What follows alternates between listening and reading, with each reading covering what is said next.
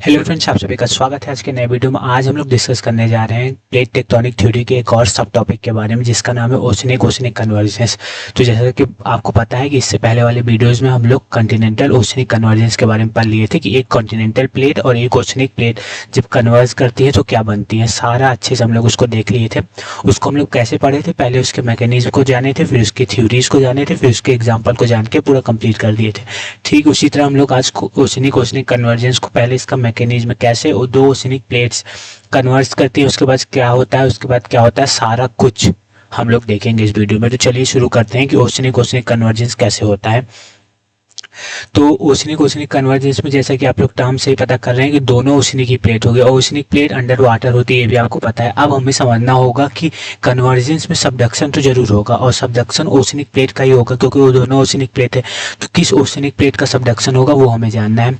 तो जैसे कि आप लोग को पता है कि जो हमारा अर्थ है वो अनडिस्ट्रीब्यूटेड मटेरियल से बना है, मतलब अनडिस्ट्रीब्यूटेड मटेरियल मतलब डिस्ट्रीब्यूटेड मटेरियल ही है, काफ़ी फैला हुआ काफ़ी मटेरियल है और मतलब मैच्ड नहीं है कि एक पोर्शन में मटेरियल सेम है और दूसरे पोर्शन में भी मटेरियल सेम ही है। अलग अलग मटेरियल से हमारा अर्थ बना हुआ है। आशा करता हूँ आपको समझ में आ रहा होगा, पहले भी ये बताया गया है।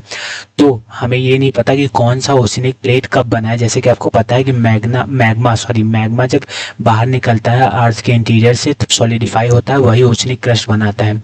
तो हमें ये नहीं पता एग्जैक्टली कौन सा ओशनिक क्रस्ट ओल्डर है कौन सा यंगर है। हम अनुमान लगाते हैं।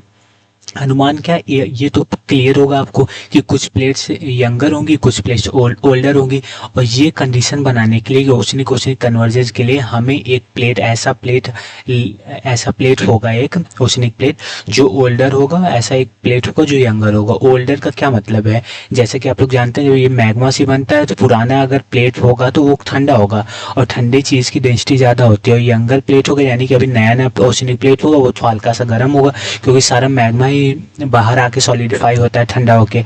ठीक है, तो हॉट हल्का सा गर्म होगा, उसकी डेंसिटी कम होगी, तो डेंसिटी ज़्यादा वाला ही सबडक्ट करता है। यानी कि ये प्लेट अभी जब आगे प्रोसेस बढ़ेगा तो ये बीनीथ द अर्थ सबडक्ट करेगी और मैग्मा फॉर्म होगा यहाँ इसके मेल्टिंग से। आशा करता हूँ आपको समझ में आ रहा होगा। तो हम लोग पहले समझे कि दो ओशनिक प्लेट ही होगा, किसमें, ओशनिक ओशनिक कन्वर्जेंस में।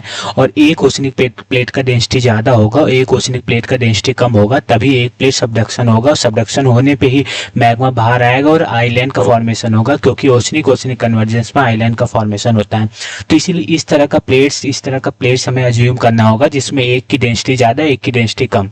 और हमें पता है कि जो हमारा अर्थ में मटेरियल है वो सेम नहीं है सारी जगह, तो मटेरियल्स अलग, तो उस मटेरियल से बने हुए ओशनिक क्रस्ट अलग तो ओशनिक प्लेट अलग। तो ये सब आपस में लिंकेज है, इसी के कारण एक की डेंसिटी ज़्यादा है। जैसा कि आपको पता भी होगा कि ओशनिक प्लेट सारी सेम एज की नहीं है, अलग अलग एज की है। तो कुछ ओल्डर होंगे कुछ यंगर होंगे, तो ओल्डर और यंगर में जब वो होगा तो ओल्डर वाले की डेंसिटी ज़्यादा होगी। आशा करता हूँ ये बेसिक टर्मिनोलॉजी समझ में आया होगा। अब हम लोग आगे समझने की कोशिश करते हैं। ठीक है, तो अब देखिए जब ओशनिक ओशनिक प्लेट कन्वर्ज होगा तो ये जो ओल्डर वाला है वो सबडक्ट होगा। क्यों सबडक्ट होगा, ओल्डर वाले की डेंसिटी ज़्यादा है। लेकिन सबडक्ट होने के साथ साथ ही जब ये दोनों प्लेट आपस में टकराएगा तो यहाँ का कुछ, जैसे कि आप लोग जानते हैं कि ओशनिक प्लेट थिनर होता है, पतला होता है, तो यहाँ के कुछ मटेरियल टूट के फोल्ड हो जाएंगे यहीं। तो एक माउंटेन जैसा स्ट्रक्चर इस ओशनिक क्रस्ट पे, इस ओशनिक प्लेट पे बनेगा और साथ साथ ये वाला जो ओशनिक क्रस्ट है, ओशनिक प्लेट है, ये नीचे सबडक्ट होगा। 80 किलोमीटर के लेंथ में अगर ये गहराई में चला जाएगा तो बेनिऑफ जोन है, हम लोग पहले से जानते थे। 80 किलोमीटर तक ये जो ओशनिक प्लेट जाता है बीनीथ द अर्थ इंटीरियर, उसको बेनिऑफ जोन कहते हैं, बेनिऑफ जोन। ठीक है, और ये जब ओशनिक क्रस्ट ओशनिक प्लेट अंदर जाएगा तो यहाँ मेल्टिंग होगा। मेल्टिंग होने के कारण ये, जैसे कि आपको पता है कि ओशनिक प्लेट बेसाल्टिक रॉक से बना होता है। बेसाल्टिक रॉक ज़्यादा एनर्जी ज़्यादा टेम्परेचर पाने के बाद एंडेसाइटिक में चेंज हो जाएगा। एंडेसाइटिक जो मैग्मा है अंदर से ये बाहर इरप्ट होगा क्योंकि ओशनिक प्लेट थिनर है तो इसको बाहर निकलने में दिक्कत नहीं होगा। तो रेगुलर इंटरवल पे ये मैग्मा बाहर निकलेगा और मैग्मा बाहर निकलते निकलते ये ओशियन की सरफेस पे आ जाएगा। ओशियन की सरफेस पे आ जाएगा तो वो आइलैंड बन जाएगा, आर्क शेप में आइलैंड बन जाएगा, आर्क शेप में आइलैंड बन जाएगा। आप लोग पूछेंगे कैसे, मैग्मा तो इससे पहले वाले में कॉन्टिनेंटल ओशनिक कन्वर्जेंस में ही निकल रहा था, लेकिन बात सुनिए, कॉन्टिनेंटल ओशनिक कन्वर्जेंस में कॉन्टिनेंट पे वो था फोल्ड माउंटेन से, उससे मैग्मा निकल रहा था, तो वो कंटिनेंट पे था, ठंडा होके केवल वहीं पे जम जा रहा था। और कंटिनेंट से मैग्मा रेगुलर इंटरवल पे नहीं निकलता, क्योंकि कंटिनेंटल प्लेट जो है वो थिकर होता है, तो कभी कभी मैग्मा एंडीसाइटिक मैग्मा निकल जाता था जो फोल्ड माउंटेन के ऊपर जम जाता था। लेकिन जैसा कि आप लोग जानते हैं कि जो ओशनिक प्लेट है वो थिनर होता है, पतला होता है, इसीलिए रेगुलर इंटरवल पे एंडीसाइटिक मैग्मा इससे इरप्ट होता रहता है। इरप्ट होते होते ये ठंडा होते होते ये ओशियन की सरफेस पे आ जाता है। वही ओशियन की सरफेस पे ये मैग्मा जब रेगुलर इंटरवल पे इरप्ट होता है, निकलता है, तो वो कई जगह आर्क लाइक आइलैंड ग्रुप बना लेता है। उसको आर्किपेलागोस भी कहते हैं, अभी हम लोग आगे देखेंगे। तो आइलैंड फॉर्मेशन होती है। तो हमें यहाँ से क्या पता चला कि जब दो oceanic crust oceanic plate converge करेंगी तो हमें आइलैंड फॉर्मेशन होगा। इससे पहले वाले में कंटिनेंटल ओशनिक कन्वर्जेंस में हमारा फोल्ड माउंटेन का फॉर्मेशन हो रहा था। आप लोग पूछेंगे कि ओशनिक प्लेट है, दोनों ओशनिक प्लेट है, रिज मिड ओशनिक रिजेज क्यों नहीं बनेंगे? क्योंकि mid oceanic ridges oceanic plate के डाइवर्जेंस से बनते हैं। यहाँ दोनों प्लेट कन्वर्ज कर रही है तो रिजेज नहीं बनेंगे, मिड ओशनिक रिजेज डाइवर्जेंस पे बनते हैं, यहाँ तो कन्वर्जेंस हो रहा है। आशा करता हूँ ये भी आपको समझ में आ रहा होगा।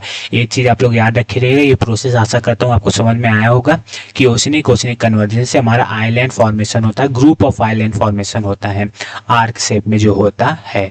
अब हमें क्या क्या मिलता है ओशनिक कन्वर्जेंस में? ओशनिक कन्वर्जेंस में हमें मिलता है formation of chain of island arc, यानी कि आइलैंड आर्क का चेन मिलता है, मतलब काफी बड़ा चेन मिलता है आइलैंड का जो आर्क शेप में होता है। उसको आर्किपेलागोस भी कहते हैं, ग्रुप ऑफ आइलैंड को, और फेस्टून भी कहते हैं। फेस्टून का मतलब होता है arc shaped island group, festoon ना। आशा करता हूँ ये आपको समझ में आ रहा होगा।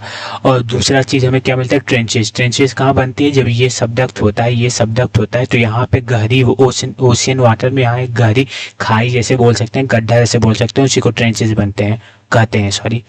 दूसरा नंबर हमें ट्रेंचेस भी फॉर्म होती है, और ट्रेंचेस फॉर्म होती है जैसा कि आप लोग जानते हैं, यहाँ से ये जब मेल्ट होगा तो एंडीसाइटिक मैग्मा निकलेगा तो वॉल्केनिक इरप्शन भी होता है। तीसरा क्या हो रहा है? वॉल्केनिक इरप्शन भी होता है।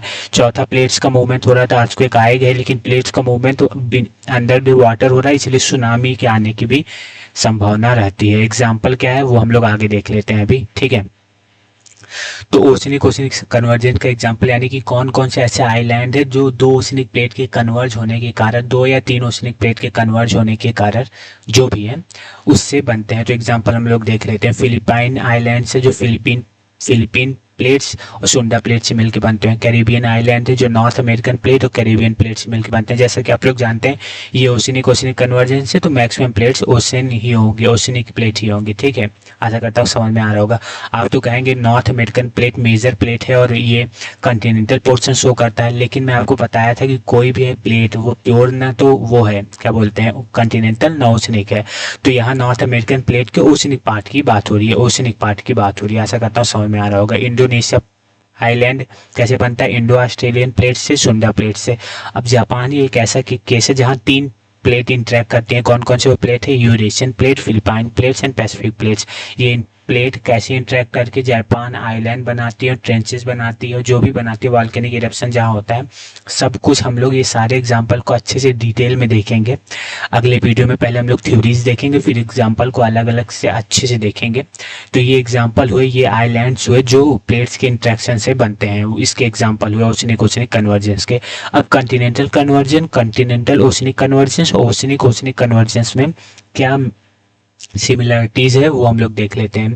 तो जैसे कि आप लोग जानते हैं कंटिनेंटल ओशनिक कन्वर्जेंस में वॉल्केनिक एक्टिविटी होती है, फोल्ड माउंटेन होता है, ट्रेंचेस बनता है और अर्थक्वेक्स भी आता है। ठीक इसी तरह ओशनिक कन्वर्जेंस में भी वॉल्केनिक एक्टिविटी होती है, माउंटेन्स भी बनते हैं, ट्रेंचेस भी फॉर्म होता है, अर्थक्वेक भी आता है, लेकिन कुछ एडिशन और भी है इसमें ओशनिक कन्वर्जेंस में, वो हमारा सुनामी है और आइलैंड यहाँ बनता है। ये इंपॉर्टेंट है। जैसा कि यहाँ फोल्ड माउंटेन बनता है मेन चीज, यहाँ आइलैंड बनता है, यहाँ भी माउंटेन बनता है, लेकिन माउंटेन्स के बाद भी काफी एक्टिविटी होती है। जब मैग्मा इरप्ट होता है उन माउंटेन से तो आइलैंड बनाता है सरफेस ऑफ द ओशन पे, ठीक है।